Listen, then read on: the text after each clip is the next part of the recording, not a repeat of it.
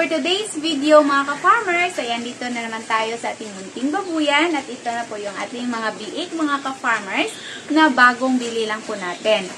Pero ngayon mga ka-farmers, i-share ko po sa inyo itong tahimik na rason na ito pala ang nagpapagaan sa ating mga fatteners mga ka-farmers at nagpapakaunti sa mga biik ng ating mga inahing baboy. So hindi lang natin napapansin mga ka-farmers na andito lang pala ito sa ating mga babuyan. Lalo na po tayong mga backyard hog raisers, mga ka-farmers, parang hindi lang tayo nag-care nito dahil yung iniisip natin ay tama yung ating pinapakain, binibigyan natin ng vitamins ang ating mga baboy at pinupurga. So, there's no reason na magiging magaan yung ating mga baboy. Pero, ang problema pala mga ka-farmers, kahit na na-provide po tayo ng mga nutrients sa ating mga baboy, kahit na tama yung ating pinapakain, yung pagpupurga, pagbibigay ng vitamins, pero dahil nito, ay gagaan pa rin pala ang ating mga baboy at ang ating mga inahin mga ka-farmers ay posible din na kakaunti lang ang kanilang mga biik na maiproduce. So, ano ba ito mga ka-farmers? So, ang tinutukoy ko po ay ang heat stress. Familiar po tayo sa heat stress mga ka-farmers, pero di natin alam ang posibleng epekto nito sa ating mga alaga. So, itong heat stress mga ka-farmers ay posible po itong magiging rason na ang ating mga pinafattening, yung mga tulad nito mga ka-farmers, ay mawala ng gana sa pagkain. So, bakit ba sila mawawala ng gana sa pagkain mga ka-farmers?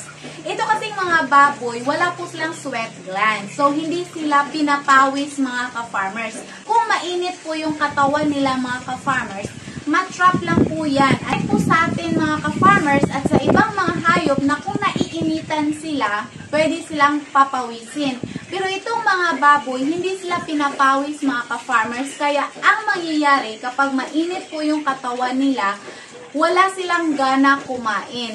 Ito kasi pagbibigay natin ng feed sa kanila mga ka-farmers, isa po yan sa rason na mas dadami po yung init ng kanilang katawan. So, the more nakakain sila, mas iinit po yung katawan nila. So, parang instinct po nila mga ka-farmers na para hindi mas iinit yung kanilang katawan, kakaunti lang yung kakainin nila. Pero itong heat stress mga ka-farmers, hindi lang po yung pinafattening natin ang affected nito. Kasama na po yung ating mga inahing baboy mga ka-farmers.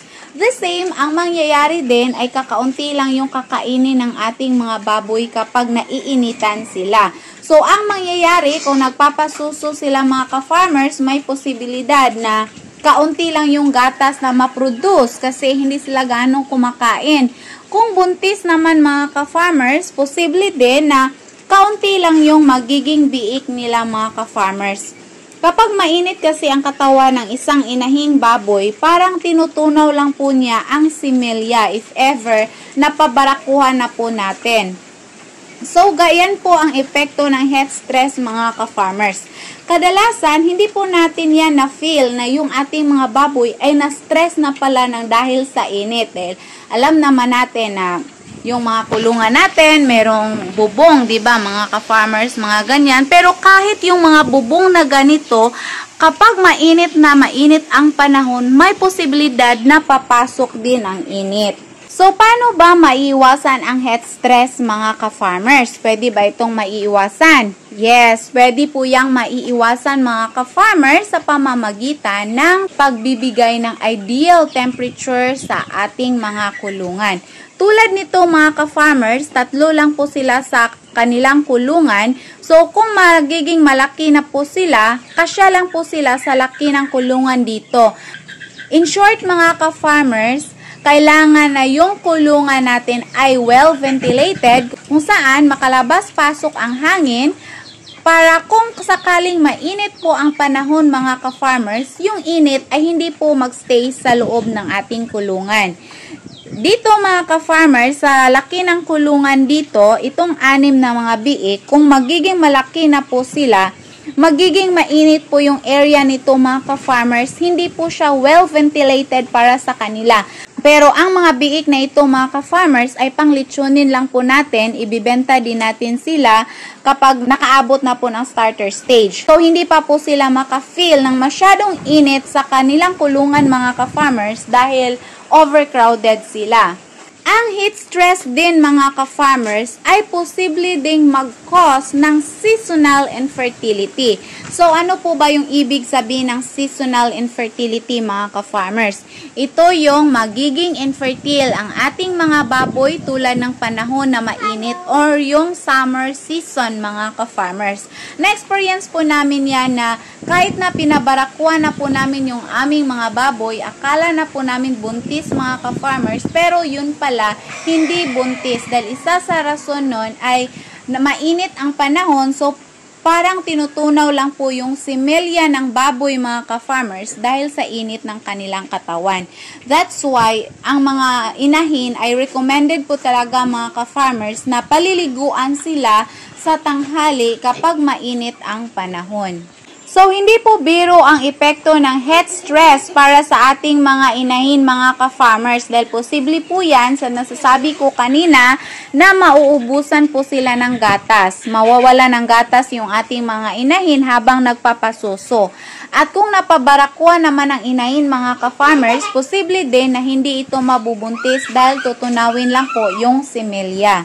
At kung sa mga pinafattening naman ng mga baboy, mga ka-farmers, ang heat stress ay magiging rason din na hindi madaling lumaki ang ating mga baboy at kung lumaki man ay magaan po ito mga ka-farmers. So grabe po talaga yung epekto ng heat stress para sa ating mga alaga. So kailangan talaga mga ka-farmers na iiwasan natin ang ganitong mga pangyayari lalo na sa panahon ngayon na mainit po. Ayan, din yung ating mga bubong ay yero. So talagang papasok po yung init ng araw mga ka-farmers lalo na kapag tanghali. Buti dito sa amin mga ka-farmers, itong lugar namin ay napapalibutan po ng mga puno ng saging, tubo. So at least meron po siyang hangin na pumapasok mga ka-farmers.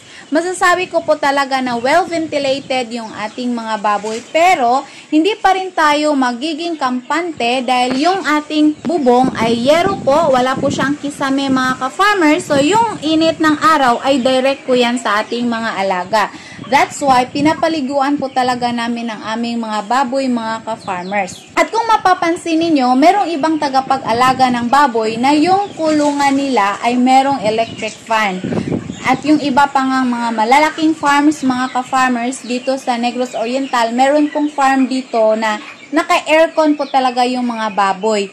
Yung reason kasi dyan mga ka-farmers ay para palaging fresh po yung feeling ng ating mga alaga at gustong-gusto lang po nilang matutulog. So once natutulog lang po sila, wala silang energy na ini-exert at yan po ay mapupunta sa madaling paglaki nila at pagbigat mga ka-farmers. So ganyan po kadelikado ang heat stress para sa ating mga alaga mga ka-farmers, lalo na po kung aabot sa point na mawawalan sila ng gana kumain at may posibilidad pa po yan mga ka-farmers na magkakasakit sila.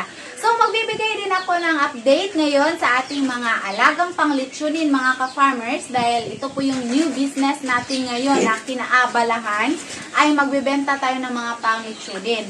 Yung technique ko ay bumibili ako ng mga biik mga ka-farmers dahil wala pa kaming sariling mga inahin ngayon para mag-produce ng ating mga biik dahil sa mga baguhan pa po sa ating channel, yung mga inahin namin ay benta po dahil sa ESF. So ngayon, ang ginagawa ko ay bumibili na lang ako ng mga biik sa labas.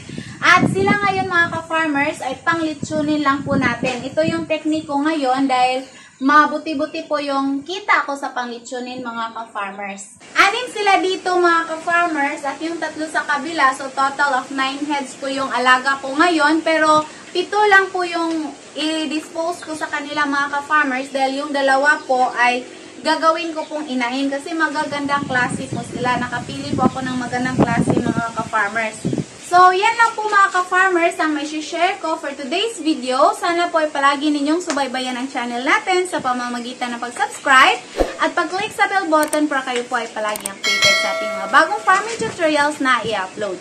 Thank you for watching. Happy farming. God bless everyone. Bye-bye.